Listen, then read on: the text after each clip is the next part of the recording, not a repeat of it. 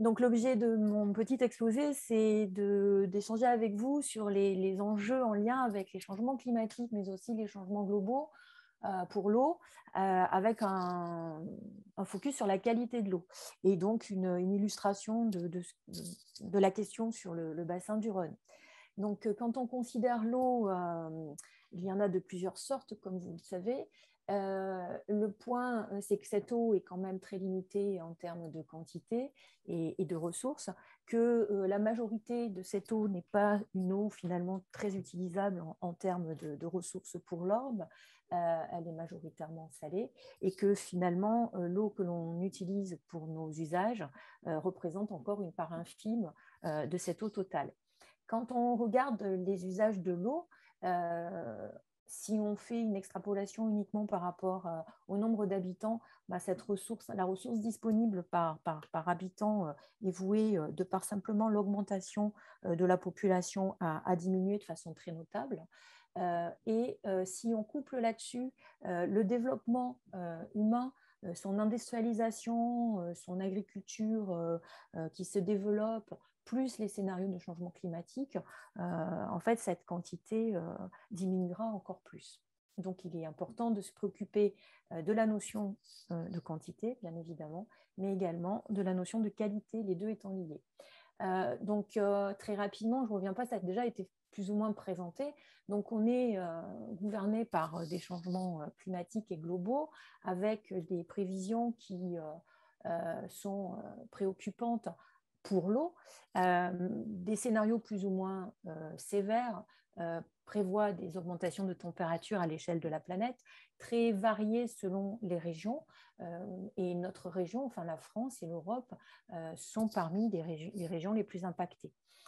Ceci est corrélé à des changements en termes de précipitation, donc un impact direct sur la ressource en eau. Et là encore, les scénarios globaux, revus donc, par l'IPCC en 2021, prévoient des modifications majeures pour la France et l'Europe.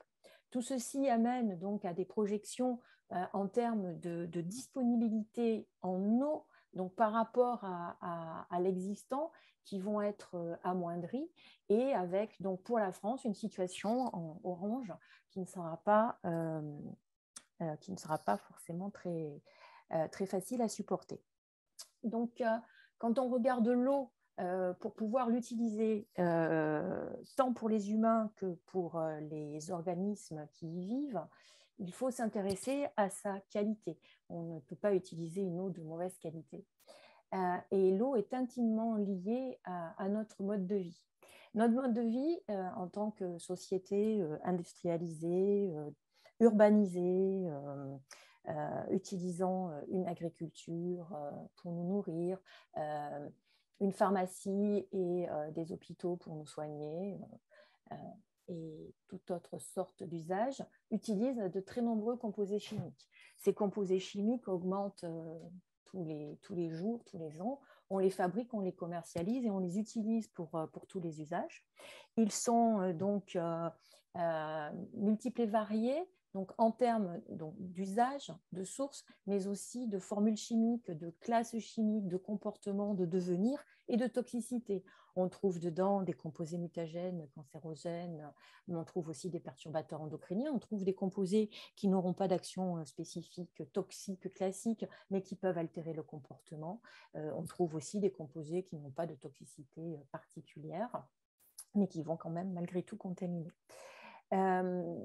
On a donc depuis peu atteint au niveau de cette pollution chimique un niveau que donc, certains chercheurs ont qualifié d'irréversible et qui ont donné à la pollution chimique en fait une dimension globale. Jusqu'à présent, le changement climatique était perçu comme global. Les changements globaux de société étaient perçus comme des changements ou des impacts globaux. La pollution chimique restait un petit peu en retrait et d'ailleurs n'est pas considérée par des instances internationales comme les autres drivers ou pressions jusqu'à présent. Donc il y a plusieurs initiatives qui se lancent au niveau européen, au niveau international, pour justement permettre de se doter d'instances qui permettraient de réfléchir, de comprendre et de réguler cette question au niveau international. On a des instances internationales pour des petites catégories de composés comme les POPs. Donc, on a en effet la Convention de Stockholm qui va réguler de façon internationale ces questions, mais ça ne concerne qu'une infinie partie des contaminants chimiques. Et donc là, je vous ai mis un schéma qui sort d'un papier qui vient de paraître dans EST en 2022 qui alerte sur le fait que l'équipe de personnes avait posé il y a quelques années un concept parlant de 9 limites planétaires à ne pas dépasser sous peine d'une irréversibilité totale de la soutenabilité de nos écosystèmes et donc de notre vie. Et donc, cette équipe démontre qu'on vient de dépasser la 5e. Et donc, les 4 premières, il y avait le changement climatique, il y avait les usages de sol, il y avait les cycles globaux d'azote, de phosphore et de carbone. Il y avait aussi les atteintes à la biodiversité. Et donc, il pose actuellement le même concept sur la chimie et sur l'introduction très conséquente des molécules de plus en plus nombreuses au niveau mondial. Donc, un petit schéma qui le visualise très bien, qui est tiré de ce même papier, qui montre que la production des produits chimiques a été multipliée par 50 depuis 1950. Les prévisions montrent qu'elle devrait encore tripler d'ici 2050. Donc ça, c'est lié à l'évolution de nos sociétés et notamment au développement des pays qui étaient émergents il n'y a pas si longtemps que ça et qui ne le sont plus et qui ont donc calé leur mode de vie et de développement sur les sociétés occidentales. Un enjeu majeur est la production de plastique qui a augmenté de 80% entre 2000 et 2015 et qui est également montré comme augmentant de façon très importante d'ici 2050. Les plastiques sont des enjeux majeurs, ce sont des vecteurs, donc ce sont des polluants en tant que tels, ce sont des polluants qui peuvent être macro, micro, nano ou moléculaires et ils sont à la fois des polluants et des vecteurs. Mais c'est aussi des réservoirs puisqu'ils peuvent libérer des molécules qui les ont constituées. Donc, c'est un type de pollution dont il faut se préoccuper de plus en plus.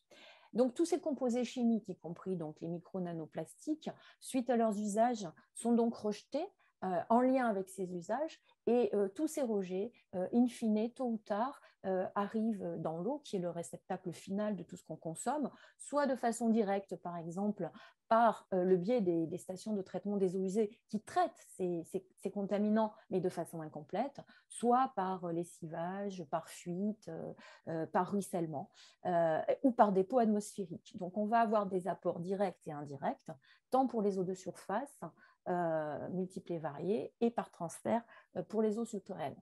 C'est un domaine qui est relativement bien réglementé, notamment en Europe, au niveau national et au niveau européen, et qui concerne les différents types de compartiments, les eaux de surface, les eaux souterraines, mais les eaux marines aussi, qui ne vont pas représenter les mêmes enjeux en termes d'impact, notamment par rapport à leur sensibilité, par rapport au devenir des composés dans ces milieux-là et par rapport à la sensibilité des espèces y vivant. Donc l'eau, c'est un compartiment particulier, c'est une ressource pour l'être vivant, pour l'être humain, excusez-moi. Donc c'est un milieu qui est fortement impacté par des origines multiples et variées et par une multitude de composés chimiques. C'est une ressource pour l'être humain, mais c'est aussi un milieu de vie. Et c'est aussi, alors on l'a vu dans les présentations précédentes, c'est aussi un compartiment qui participe également à l'équilibre global des différents cycles, mais aussi du climat. Donc il a un triptyque d'enjeux conséquents à considérer. L'eau, quand on essaye de voir comment elle peut se concevoir, donc on est vraiment en train d'assister à un petit changement. Donc, je vous ai mis aussi une ref, donc le consensus Burlington, qui a lancé hier un séminaire justement pour s'emparer de cette notion d'enjeu global en termes de pollution chimique. Et donc, l'eau va être au centre d'un questionnement. Elle est sous pression de différents types d'enjeux globaux, donc le changement climatique, le changement global qui, au-delà du changement climatique, associe aussi les changements démographiques, les changements socio-culturels, sociopolitiques, les changements économiques, cette urbanisation qui affecte notre société. Notre société se concentre de plus en plus dans des grands centres urbains, ces grands centres urbains se concentrant de plus en plus au bord de l'eau, donc des mers, des océans, des rivières, des lacs et des lagunes. Bon, Lyon est une magnifique ville qui montre ce tropisme, hein, très attractive, elle grossit. Voilà. L'eau est également donc, impactée par tous les usages et tous les modes de production. On a parlé d'agriculture, donc c'est un bon exemple, mais ce n'est pas le seul, hein. Il y a également l'industrie, il y a le tourisme, enfin tout ce qui va être porté par notre société. Et donc, cette pollution chimique qui devient un enjeu, qui a toujours été un enjeu important, mais qui devient un enjeu majeur en termes d'impact global. Si on s'intéresse maintenant donc, à la France, donc, vous l'avez déjà vu ce matin, donc on est affecté par une élévation de la température, donc quelques évidences de changement climatique et d'impact avéré que l'on peut mesurer à l'échelle entre 1 et 2 degrés. Donc, quand on regarde, donc j'ai bénéficié de l'aide de Bernard Legube, qui m'a gentiment aidé et avait préparé pour la région Aquitaine, puisque toutes les régions, un petit peu comme ça a été présenté dans la première conférence, ont fait un exercice un petit peu de déclinaison de l'impact climatique au niveau régional. Donc, nous, on a eu un groupe via Acclimatera qui a produit des documents et donc qui s'est intéressé au niveau national, puis décliné au niveau régional. Donc, on voit que donc, selon les différents scénarios, on peut donc anticiper des augmentations de température assez conséquentes qui vont être variables selon les régions de France et qui vont être relativement fortes dans votre région. Si on décline ça sur donc, les débits, donc on l'a déjà vu, donc désolé pour la répétition, on voit qu'on va avoir donc, via des modèles donc une diminution des débits. Assez conséquente. Certaines régions vont être beaucoup plus impactées que d'autres. Ma région, la région Nouvelle-Aquitaine, est une région qui sera potentiellement fortement impactée. La région du Rhône, moins malgré tout, mais néanmoins un impact. Alors, ça a déjà été présenté, donc là aussi, désolé, mais donc la thèse de Gildas Daillon est vraiment un très beau travail, donc je pense qu'on est plusieurs à l'utiliser. C'est présenté un peu différemment, c'est directement issu des travaux de thèse et non de la publi de 2018. Donc on voit ici visualiser avec la déclinaison selon les saisons, donc ce qui a été dit précédemment. Si globalement l'impact au niveau du Rhône en termes de débit est moindre que dans certaines autres régions, on peut voir malgré tout que l'on va avoir un impact important pour les saisons estivales et automne, où là, on attend des débits d'étiage très bas et donc potentiellement un impact très fort. Ce qui, en termes de qualité, est problématique, puisqu'en fait, c'est la période où on utilise un certain nombre de molécules, actuellement, typiquement, selon le type d'agriculture que l'on conduit, on utilise en juin, juillet, des fongicides, par exemple, en quantité assez importante, qui ensuite, lors des épisodes de pluie, de précipitations qui reviennent en hiver, peuvent être lessivés. Mais on a aussi, pendant ces périodes-là, beaucoup de vie dans les milieux aquatiques. C'est les périodes de reproduction et c'est les périodes où les juvéniles grossissent et se transforment en adultes. Donc, c'est des périodes où les impacts potentiels peuvent être très forts. Or, qui dit étiage ou qui dit baisse des niveaux, dit concentration. Donc ça, c'est un des enjeux importants pour la qualité de l'eau.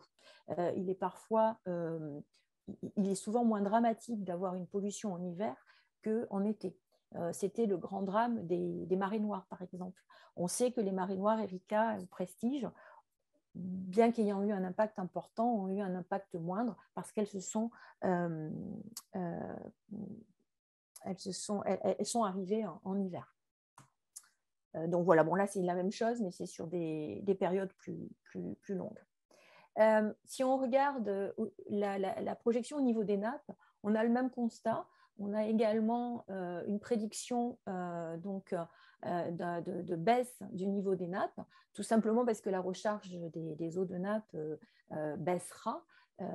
Et donc, on aura petit à petit un niveau de ces nappes qui baissera. Sachant qu'en parallèle, on va utiliser de plus en plus les nappes pour soutenir notre notre mode de vie, tant agricole que domestique qu'industriel.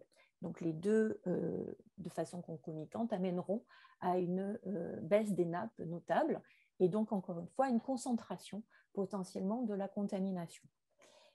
Donc si on résume ça dans un petit tableau, donc les phénomènes que l'on attend pour la France et pour la région du Rhône, donc c'est moins de précipitations, une sécheresse prononcée en été et donc associée à une évapotranspiration conséquente, et moins de neige et de glaciers. Donc tout ceci amène à des débits plus faibles, à des étiages plus forts, des débits d'étiage beaucoup plus faibles, des niveaux de nappe en baisse et des recharges en baisse. Un impact aussi très fort sur les zones humides, dont on a rappelé précédemment l'importance. Elles seront très affectées par ces phénomènes et elles auront du mal à maintenir leur recharge en eau. On s'attend également à des événements extrêmes en augmentation, avec donc des notions tant d'intensité que de fréquence. Ceci conduira à des inondations. Les inondations ne seront pas forcément suivies d'une recharge de nappe au sens propre du terme, en termes notamment de nappe profonde. On assistera, oui, on assiste déjà donc à des crues et des remontées de nappe, mais les sols étant altérés dans leur fonctionnement, dans leur structure, on aura moins d'infiltration et donc moins de recharge en fait. On aura une saturation, on aura en fait le système superficiel qui se saturera et également une saturation des réseaux pluvieux et des stations d'épuration. Voilà. Et donc ça, c'est également aggravé par l'assèchement des sols qui, en fait, augmentera ces phénomènes. Quand on regarde donc la pollution dans le bassin versant du Rhône, bon, bah, c'est une pollution qui est classique de toutes les régions françaises qui sont des régions fortement occupées, urbanisées, et qui sont également attractives. Donc, je vous ai mis une petite carte pour montrer, via la pollution lumineuse, justement l'occupation du bassin versant du Rhône. C'est un bassin versant donc, qui est fortement urbanisé, qui comprend grosso modo 14 millions d'habitants pour 25% du territoire français, avec des gros centres urbains, avec donc également une forte industrie, une agriculture également riche, diversifiée, qui donc amène en termes de pollution des pesticides. Également une activité aquacole conséquente et quelque chose de aussi particulier là, c'est une production d'électricité tant nucléaire que hydroélectrique, et donc également un enjeu vis-à-vis de ça, un enjeu pour préserver la ressource, mais aussi un enjeu en termes d'impact sur la qualité, notamment au niveau de la gestion des barrages. Les micropolluants qu'on retrouve dans le réseau, enfin les hydrosystèmes du bassin versant du Rhône sont les micropolluants qu'on retrouve partout, composés pharmaceutiques, des cosmétiques, des biocides, des détergents, des plastifiants, des composés fluorés, des hydrocarbures aromatiques polycycliques, les célèbres polychlorobiphéniles, puisqu'on a quand même une particularité régionale en termes d'empreinte. Donc, on a des apports de polluants des différentes sources, de façon continue, de façon constante. Et on a des pollutions qui sont tant historiques qu'actuelles, de polluants historiques et de polluants d'intérêt émergent. On a aussi donc cette problématique des micropolluants stockés dans les sédiments. Les sédiments pouvant, comme les sols d'ailleurs, jouer le rôle de réservoir. Et sédiments qu'il est très important donc c'est l'objet de votre groupe de travail, de votre observatoire, hein, donc vous le savez mieux que moi, ces sédiments qui peuvent avoir à la fois un rôle quelque part positif puisqu'ils peuvent séquestrer les composés, mais jouent un rôle de réservoir où l'activité de dégradation est moindre, ils peuvent aussi, à terme, bien relarguer les composés dans le milieu. Quand on regarde la qualité de l'eau au niveau du bassin versant du Rhône, c'est une qualité qui est, on va dire, bon, correcte, je ne sais pas si le mot correct, en tout cas pas plus catastrophique que d'autres régions de même typologie, fortement industrialisées, urbanisées, grandes régions agricoles. On voit bien évidemment que les masses d'eau qui sont en moins bon état, eh bien, sont autour des grands centres urbains ou des grandes régions agricoles. On a 50%, donc la moitié des cours d'eau, néanmoins, sont en bon état. Alors, bon état global, hein, bon état à la fois écologique, chimique. Quand on regarde la chimie, les tendances ne sont pas mauvaises. On a réellement une amélioration de la qualité des eaux due à des mesures de gestion, due à toutes sortes de phénomènes, des meilleurs contrôles des industries, prise de conscience de très nombreux impacts.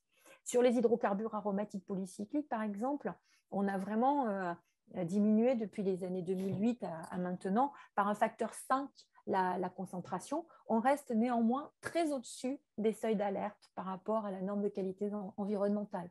Donc, on a un problème hydrocarbures aromatiques polycycliques conséquent qui s'est amélioré, mais qui reste très largement au-dessus et au-dessus, là, pour le coup, de nombreuses autres régions. En Aquitaine, par exemple, nous, on a plutôt une augmentation de la problématique HAP. Par contre, on est en dessous des seuils de votre région. On a également une amélioration de la problématique pesticides due au remplacement d'un certain nombre de pesticides, due à l'implémentation de pratiques d'agriculture plus raisonnées, dû également au développement de l'agriculture bio. Malgré tout, on voit qu'on stagne, on est sur un plateau actuellement. Quand on regarde la globalité des micropolluants organiques, on peut être surpris parce qu'en fait, globalement, on a plutôt une augmentation de la concentration globale versus les normes de qualité environnementale. Mais ça, c'est en fait parce qu'on prend en compte de nouvelles molécules. Donc, notamment les composés fluorés qui ont été introduits il y a peu dans les listes de polluants prioritaires. Donc, en fait, on a une augmentation parce qu'on prend en considération de nouvelles molécules, de nouvelles substances, et dont l'impact toxique est conséquent. Donc, typiquement, les composés fluorés représentent un enjeu de connaissance, mais surtout de gestion pour le futur. Et donc, ceci est visualisé par ce schéma où l'on voit donc, à partir des années 2010, eh bien, une augmentation du nombre de substances détectées dans les cours d'eau. Donc, ce n'est pas parce qu'il y en a plus, c'est parce qu'en fait, les moyens analytiques ont évolué et qu'on les regarde avec des outils beaucoup plus sophistiqués, beaucoup plus fins, beaucoup plus sensibles qu'il y a 10, 20 ans en arrière. Et donc, on met en évidence ces composés. Les mettant en évidence ne veut pas dire qu'on arrive à cerner leurs sources, devenir impact facilement. On arrive à mieux qualifier la complexité de la question sans forcément, pour le moment, arriver à hiérarchiser parfaitement entre les différents composés et différentes classes, sans vraiment totalement cerner la globalité des cycles biogéochimiques ou de l'écodynamique de ces composés. Donc, si on regarde maintenant l'impact du changement climatique sur la qualité de l'eau, donc sur cette notion de pollution, on pourrait voir des effets positifs, ce qui est parfois dit, notamment que puisque la température va augmenter, on aura une augmentation de la volatilisation des polluants depuis les eaux et le sol. Donc ça amènera une diminution de la concentration des polluants. Alors, il y a un mais, c'est que cette volatilisation, oui, elle est effective, c'est une réalité. Par contre, elle peut ne faire que déplacer le problème, puisque qui dit volatilisation, s'il n'y a pas dégradation et s'il n'y a pas dégradation totale, eh bien, dit transport et ensuite redéposition. Donc, on peut ne faire que transférer le problème, et on l'a déjà observé pour toutes sortes de molécules. Bon, si on prend par exemple le cas des PCB, les PCB, du fait de leur volatilisation et du fameux effet sauterelle, se retrouvent actuellement en Arctique où ils posent d'énormes problèmes pour les écosystèmes arctiques. Donc, c'est un effet positif à nuancer malgré tout. On peut aussi estimer que l'augmentation de la température, des durées d'ensoleillement, également peut-être l'apparition ou du moins une différence de dégradation biologique pourrait amener à une augmentation de la dégradation des micropolluants par donc micro-organismes, photochimie, etc. Là aussi, il y a un mais, c'est que si cette dégradation n'est pas totale, on assiste à la génération de produits de transformation de métabolites qui peuvent se révéler beaucoup plus préoccupants que les composés parents et beaucoup moins connus. Je donnerai un tout petit highlight là-dessus. Si on regarde les effets au sens propre du terme, alors négatifs, donc il y a donc cette notion de concentration, du fait de la diminution des débits, de la diminution des niveaux de recharge des nappes souterraines, eh bien, on aura une concentration qui va augmenter. Mais on aura aussi une concentration qui va augmenter dans la phase dissoute, à la fois du fait de l'effet de température qui va solubiliser les composés, mais également de l'altération de la matière organique qui va faire qu'on va relarguer les composés des compartiments ou des phases colloïdales vers la phase dissoute.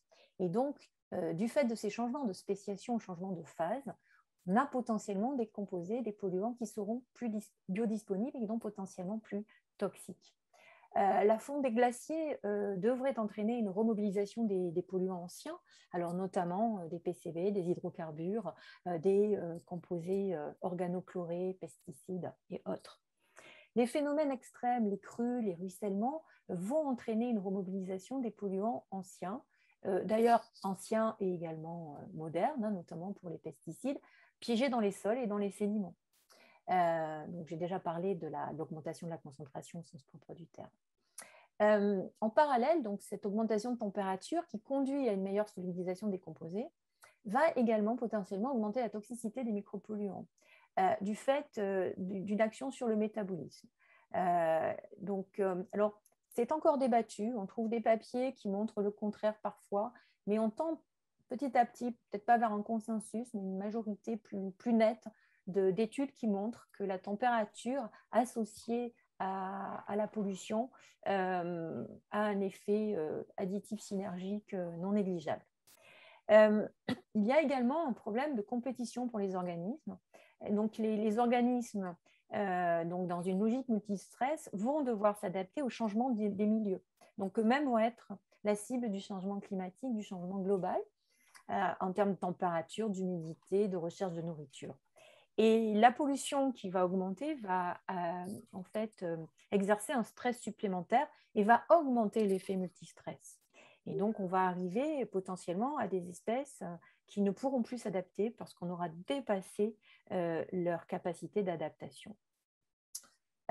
L'exploitation des eaux souterraines qui va être en lien avec l'augmentation des sécheresses et la nécessité potentielle de trouver de l'eau pour irriguer, va en fait entraîner la libération de molécules mères et de métabolites stockés dans ces eaux, pour celles qui sont de mauvaise qualité. Et c'est un cercle non vertueux puisque, en fait, en les utilisant, on va perturber globalement l'ensemble du cycle hydrogéologique et donc on va accélérer le transfert et le retour de ces molécules vers les eaux de surface et vers également les produits que l'on utilise. On prévoit aussi des transferts accélérés des métabolites vers les eaux souterraines et donc quand on utilisera ces eaux souterraines, un retour vers nos usages. Les changements également climatiques du fait des perturbations pluviométriques, des événements extrêmes affecteront le fonctionnement des stations d'épuration.